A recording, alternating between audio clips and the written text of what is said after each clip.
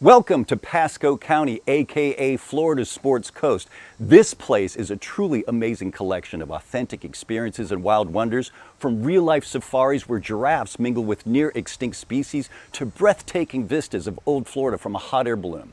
We'll also make a splash at the nation's largest man-made lagoon. You won't believe the size of this place. And then set sail to an uninhabited island on the pristine waters of the Gulf of Mexico. So come, dive, swim, fly, motor, wade, and paddle with us as we make our way through Pasco County, Florida's Sports Coast, on this episode of Undiscovered America.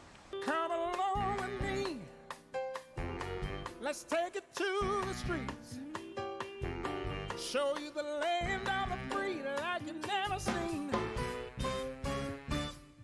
Talking about undiscovered America.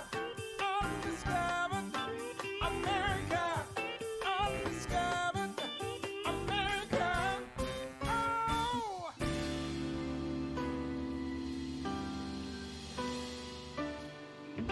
Undiscovered America.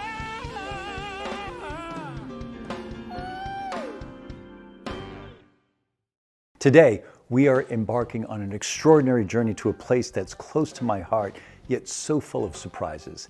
It's Florida's Sports Coast. So join us as we take off in high-flying hot air balloons, explore serene nature preserves, and delve into the rich culture that makes this area of Florida so unique. This is Florida's Sports Coast, and you're in for a treat. The atmosphere is like a big liquid on the earth. Right. As you go up in the atmosphere, there's a right turn usually. I say usually. Okay. Some days it's not there. So we'll go up high to go over this direction, we drop down low to come over this direction until we get to our destination. And how many options do you have of places that you can land this? About 30. And But if I need to, I can land, sit down in a cul-de-sac in a new neighborhood, or do you tell them you're coming, or you just like show up on the street? just show up. The neighbors love it, the kids love it. We have some toys for the kids that we give them. That's awesome. That's We awesome. usually end up sitting around the neighborhood when we come in with children, as they can learn so much. How long is an average balloon ride? Well, the people are with me about 3 hours. Okay. You're in the air about an hour. Yeah. You saw we had a little drive out here. Right. That was at Pasco County, 10 Beautiful. minutes. This area is just so beautiful to fly over. There's, Okay. a lot of this area used to be orchards, Right. which is now pasture land, Pastures, which yeah. is beautiful. We have lakes all over the place. There's many new developments, and they're even fun to go over. We'll come over a neighborhood and kids come running out and parents. How many people will this hold? This is for 4 passengers plus So me. You plus 4? Yes. Wow, that's pretty tight It's actually feels a lot better than you might think. because they're sitting down. Well, you know, half my passengers sit, half of them stand. Not many balloons have seats in them, but I'll fly people that are a little elderly and stuff like that. So what's the tradition? Once you land in a balloon, there's a traditional something you're supposed to have. Oh, you right? want a drink now, huh? No, but tell me what the tradition. The tradition is that we always carry champagne, Right. and it is to appease the landowners.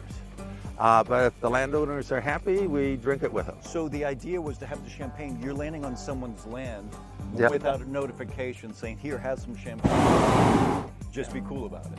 Yeah. So have you ever had people in here that just kind of freak out about afraid of heights and then they just get used to it? Because I've seen that transformation before. Yeah. If with this rocking, I'm assuming you might be a little nervous. Yeah. If we took off, once we take off, there's no sensation of height. It's a very unique experience. All right. Even the most fearful person, they won't believe me before we take off, but afterwards they'll report that they did not have a sensation of height at all. And we do this at dawn. Why? Why do air balloons? We go have about 2 or 3 hours right after sunrise where it calms down and the winds are predictable. Right. As soon as the sun gets so far up, it starts heating the earth, and then we have thermals that we have to deal with. And that's not good for flying. Captain Kurt, thank you for the pre-flight here. It's time to go up. Come on. Let's go. Hit it. After soaring high above Florida's Sports Coast, we're touring the stunning Hacienda Hotel. a historic pink palace that echoes the grandeur of a bygone era. Welcome to the Hacienda. Thanks for having us. Thank you for joining us today. So tell me about your beautiful pink palace here. Well, absolutely. So the Hacienda was originally opened in 1927 as a hotel. Right. And we just recently reopened it after a multi-year restoration last September. And so we're just celebrating our first year reopen. And we're just very excited to be welcoming guests. So tell me about, how did this come to be? I understand the land was donated for this to be built. That is correct. So the very interesting history about Newport Richey is that during the mid to late 20s and early 30s, it was known as Hollywood East. Gloria Swanson was here, Charlie Chaplin, right? That's right, yeah. We had a lot of history. Johnny Cash, actually, in the later years, lived right here on the river.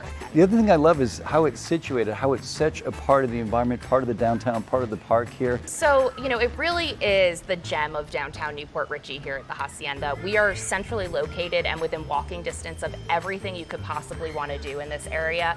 We have in our backyard this beautiful Sims Park. Gorgeous, right. It's such a special place. I mean, you can just hear the ambient sounds of the kids playing and the splash pad, and then you have this beautiful amphitheater where there's always something going on. We have festivals and concerts almost every weekend, and it's just continuing to grow. Newport Richey's getting to be very hip in its own way, right? A destination. It really is, and I think no matter what you're looking for, whether it's a romantic weekend, a peaceful getaway, or a family getaway, we have the river right here where you're very likely to see dolphins, and goes right out to the Gulf. It's also a great story because it's part of the past, the present, and the future of Pasco County. Exactly, and it's so important to us here at the Hacienda to really preserve that history and introduce it to new generations, because without that history, we wouldn't be here, and it's so important to keep it alive. Well, you've done an amazing job. Thanks for having us today. Thank you. Thank you so much for coming out.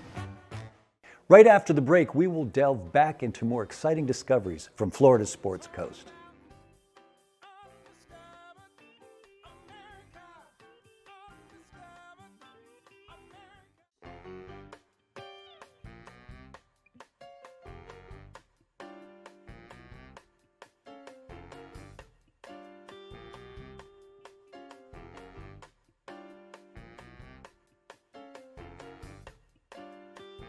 Welcome back to Undiscovered America TV. Now, get ready for a real adventure. We're heading to Giraffe Ranch, where we will get up close and personal with some interesting locals right in the heart of Florida.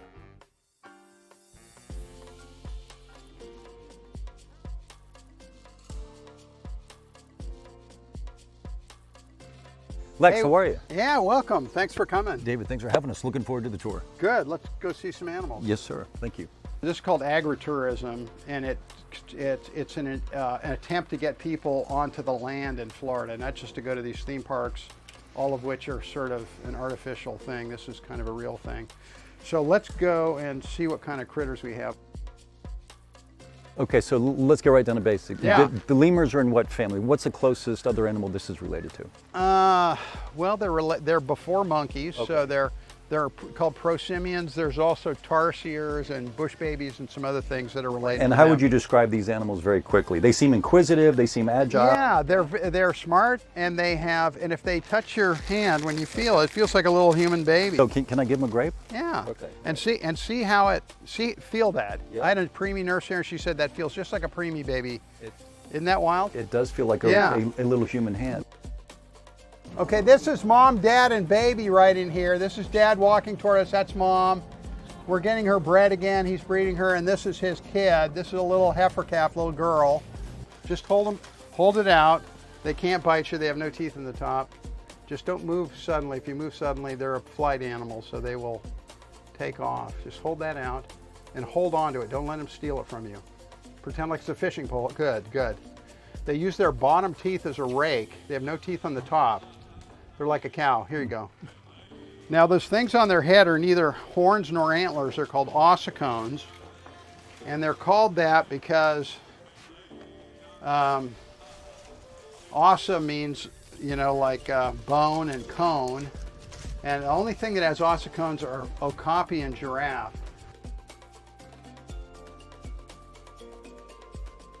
The thing that saved the alligator in Florida was a thing called conservation through commerce. Alligators were almost extinct, and you couldn't hunt them, and everybody poached them, and they were always wanting to poach the last one before they became extinct. And the Florida Game and Fish Department looked at some studies in Africa where they started farming Nile crocodile, and they saved them from extinction. And as soon as they started this, for 125 bucks you can get a permit to be an alligator farmer. And so they became available to you to breed and to sell for leather and meat. And now there's 2 million of them. Wow. Every body of water. So this is, a lot of people think, you know, you can't have conservation through commerce, but conservation through commerce has saved species all over the world. From the gentle giants of Giraffe Ranch, we now delve into the heart of Florida's heritage. Up next, we're exploring the rich legacy of Florida cracker culture. Join me as we uncover this unique slice of Florida's history. In the heart of Pasco County, Florida, a rich and enduring heritage thrives, the legacy of Florida's cracker culture. Rooted in the early 19th century, this culture was shaped by the pioneering settlers known as crackers, a term derived from the crack of their whips as they herded cattle through the Floridian wilderness. These early settlers adapted to the challenging environment, laid the foundations of this unique cultural identity. Their resilience in the face of adversity and resourcefulness in subtropical climate became the cornerstone of the region's agricultural history. Today, the spirit of Florida cracker identity is deeply woven into the fabric of this community. As we explore Pasco County, the enduring legacy of Florida's cracker culture reminds us of the unyielding human spirit and its profound connection to this land. This history, born from the early settlers' resilience, continues to shape and define the entire community's identity. Up next, we are teeing off at Saddlebrook Resort, a golfer's paradise that blends seamlessly into Florida's natural landscape. Rob, so I understand this has been in the family a long time. Give us a little bit of the history of Saddlebrook. So the resort was first opened by my grandfather in 1980. He worked at a publishing company back in the day and was very successful. Made a lot of money. And he ultimately came up with this idea to host conferences here in Florida, originally based out of Cleveland, where the weather is much nicer. But tell us about how the Arnold Palmer came into this. So they used to be friends. He had a place in Bay Hill, and he'd bring clients down there to wine and dine and that sort of thing. And he became friends with Arnold back then. And then ultimately, when he decided to build his own resort, he had to tell Arnold that he was going to be losing his business. And so Arnold said, well, I'll go ahead and build your golf courses for you. They shook on it, and then he ended up doing that. So Arnold Palmer was his neighbor. They decided on a handshake that if he ever built a resort, he would design the golf courses. And here we are, 40 plus years later, 36 holes, Saddlebrook Resort and Spa. That's right. Keep it in the family. Yeah, so my whole family has worked here in my entire life. It's been a family-owned and operated business. We all had our different roles and different positions in the company.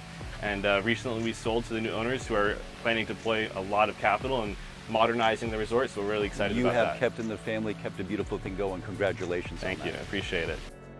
We're about to dive into a tropical oasis right here in Florida's Sports Coast. Next, we're visiting the stunning Metro Lagoon at Mirada. You have to see this place. It's a man-made paradise that blends luxurious relaxation with the thrill of water adventures on a scale you simply won't believe. So David, thanks for having us today. Absolutely. Tell us about Metro Lagoons. I know this is Mirada, this is one of them, but Metro Lagoons has several. Absolutely. This is our third and newest property here at Mirada. Metro Lagoons is a service-focused hospitality company. So we create these unique experiences, this day resort-like experience with the large lagoon behind us. And this one is the largest in the United States. This is the largest in the United States. How big absolutely. is it? How big is it?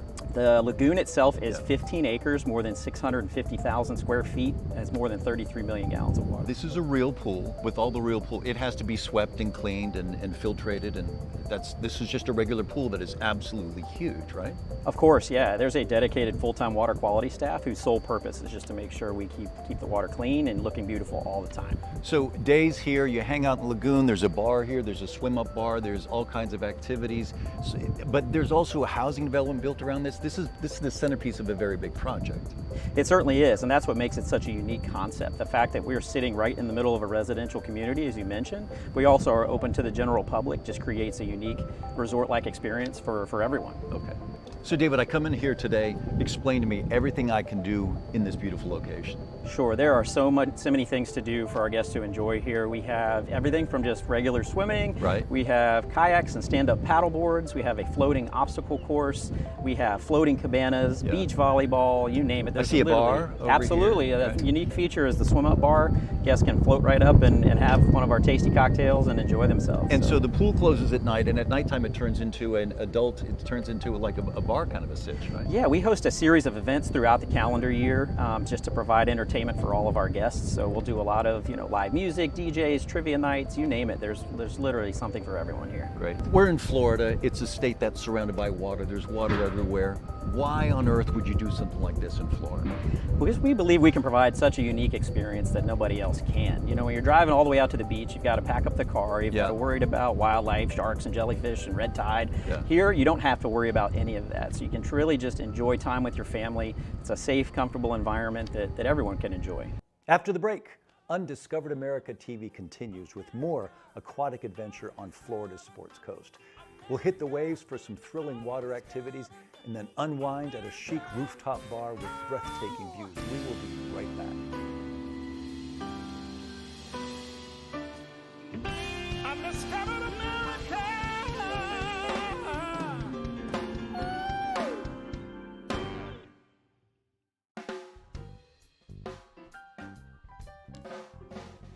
Welcome back to Undiscovered America TV. We're not slowing down just yet, so get ready for some more epic adventures that truly capture the spirit of this incredible destination. From thrilling water sports to unforgettable evenings, Pasco County, aka Florida's Sports Coast, saves the best for last. Here we are at the Lift Adventure Park at Sunwest Park, and we have Jake to tell us all about it. How are you, sir? I'm good. It's good to have you. So wakeboarding, I've never done it. I understand you have a whole system for it here. Walk us through how that works. Yeah, absolutely. So basically it's like wakeboarding behind a boat. It's almost the exact same thing. But you're being pulled. Exactly, but rather than a boat doing it, we have this cable system doing it behind us. And so you start on the dock, the operator engages your rope and you get pulled off onto the water. And how fast are we going when we wakeboard? Yeah, so we start out on slow speed in the beginning of the day at like 17 miles an hour, work our way up to 20 through the day. And so wakeboarding is one of these neither here nor there. It's not an Olympic sport. What kind of sport is it? Yeah, you can kind of compare it to like X Games. It's an extreme sport, but it's not quite up at like the Olympic level at the moment. So for people who don't want to or can't wakeboard, you have paddling, you have other things as well. Yeah. And this, what's it, this slippery, what's it called? It's our aqua park. So our Slippery Aqua Park, it's a Union Aqua Park is the brand that we use. And basically you just run out there, you get 45 minutes to run around, slip, have a good time, play tag with your friends, just kind of try to conquer the obstacles. So that's a lot of fun over there, a lot of people bouncing around. You got individuals going here on the wakeboards. Tell us about this beautiful setting here. This is a quarry? Yes, sir. Yeah, so limestone? Old limestone quarry, you got it. Yes. This is a stunning setting. Yes, sir, it's so beautiful out here. Well, we're happy to have you today. Thank you, we're happy to be here. We now venture to the heart of local flavors. Up next, we're at the Starkey Market, where the bounty of Pasco County really comes to life. Let's explore the freshest produce and meet the people who bring this vibrant community market to life. This land started as agrarian, started as cattle, right? Thousands of acres. Correct. And you moved from the cattle onto land and recognized the value of the land, and then you could keep imagining new ways to do this. Tell us about the market. Where are we standing right now? Well, we're on our main courtyard in the front, and a big focal part of our area, but we've really built this place focused on experience and providing an amazing place to be. There's kids everywhere. There's a big kids family everywhere, experience. families, but we're for all ages. Okay. We've got lots of outside porches to hang out on with a comfortable summer breeze, to indoors if you want to sit in the air conditioning. We started with a produce market. Beer and wine is part of Florida agriculture. We added a bar. We got the trough, we got the barn, we got the market, we got all kinds of things going on here. We got blackberry U-pick here. So get into the blackberries now. So you moved into blackberries and other berries, and talk to me a little bit about that. We've had blueberries, blackberries, and strawberries. We're not going to do strawberries this year. We may have blueberries in the spring. The blueberries are Definitely going into a seltzer, right? We started a blueberry hard seltzer about 2 years ago, turned it over to my son, Zachary Starkey, who he's up and running on it. He's had his first batch out the door, and the second one's in the cooker. So really excited about that product. But this is a great story because I love the evolution of this, because it's also the evolution of Pasco County, right? We go from land, you go from cows to land, and from there to blueberries to this place, and then even into the future with the next generation doing the hard seltzer. So congratulations on your success, and thanks for having us out here today. Thank you. Come on out and experience Starkey Market. We're shifting gears now to a much more relaxed vibe. We're heading to the Social NPR, a rooftop bar in Newport Richey, where the night comes alive with stunning views and lots of vibrant local energy. Jennifer, thanks for having us today. We're at the Social NPR is the name of the place, yes, right? Yes, Social NPR. And so there are 3 rules here. Eat, drink. And be social. And be social, right? Not that hard. Okay, so a quickest way to get social is by having something to drink. Talk me through what we have going on. This is a Cat 5. That's a Cat 5. Which means? There's 6 different alcohols in here. Okay. So this is catastrophic damage. Okay. So we would pour that in. Okay. If you're looking to have one drink for the night. Tell me, what is modern day Newport Richey like? Because this place has come on fire. Yeah, so downtown really has been growing. And we're right on the main drag here. Yes, yes. Our rooftop looks over the main street, over the park. Families come with their children. You can see from the river to the lake and everything in there. So, I mean, what is the average clientele here? Who comes here? Who lives in Newport Richey? Everybody. We have everybody coming. We have people coming from Brooksville, from Tampa, from Palm Harbor. This really seems like the center of town and the rooftop center of town as well. It is. Nothing says that you believe in this community like making this kind of investment, and that Newport Richey has this. It's a stunning rooftop view of this entire place and of Pasco County. Thank you for having us. Thank you. We're setting sail with Windsong Charters, where we'll explore the Gulf and maybe even spot some local wildlife. But also, we will see some stilt houses that you simply have to see to believe. Captain Wendy, how are you? I'm fabulous. How are you? Great. Thanks for having us today. Tell me about your fleet here. This looks awesome. So we have 21 pontoon boats and our tiki bar boat. And you are a full-fledged captain, 6-pack license, 6 passengers. Yes. It's funny, when people think of captains, particularly boat captains, they think of kind of crusty old men. Well, I'm a crusty old woman, so it works out great on the opposite side. How far out are we going today? We're gonna go out to Anclote Key. Anclote Key is amazingly beautiful. Should we take off? Let's take off. So tell us about the stilt houses out here in Pasco County. Well, there's 8 stilt houses here in Pasco County. And how many did there use? I understand there used to be more? There were 24. Hurricane Gladys took them out in the late 1960s. So this is a relic of the past, still here today. Mm-hmm. It is. They were used by fishermen because they netted and they pulled out here. And of course, with the storms coming from the east, they built these as sort of a refuge. What are you getting out of the water here? Primarily mullet, some of the inshore fish, trout. And scallops. Scallops. Oh, absolutely. That's Tons what of we're scallops. famous for now is our scallops. So if you were out here all day, you'd do some fishing, do some scalloping, head back in the evening. Yep. And have a good dinner. Manatees are at a certain time of year, right? Any time of the year. Yeah. You just never know. Okay. It's wildlife and... Yeah, we got a couple manatee that like to hang out at the island during the summer, and then once it starts getting a little bit cooler, they come in down by the marina. You've shown us a side of Pasco County that we are happy to see we've not seen before, so thank you. Hold tight, because right after the break, we'll be wrapping up our incredible journey through Florida's Sports Coast. And what a trip it has been. Stay with us.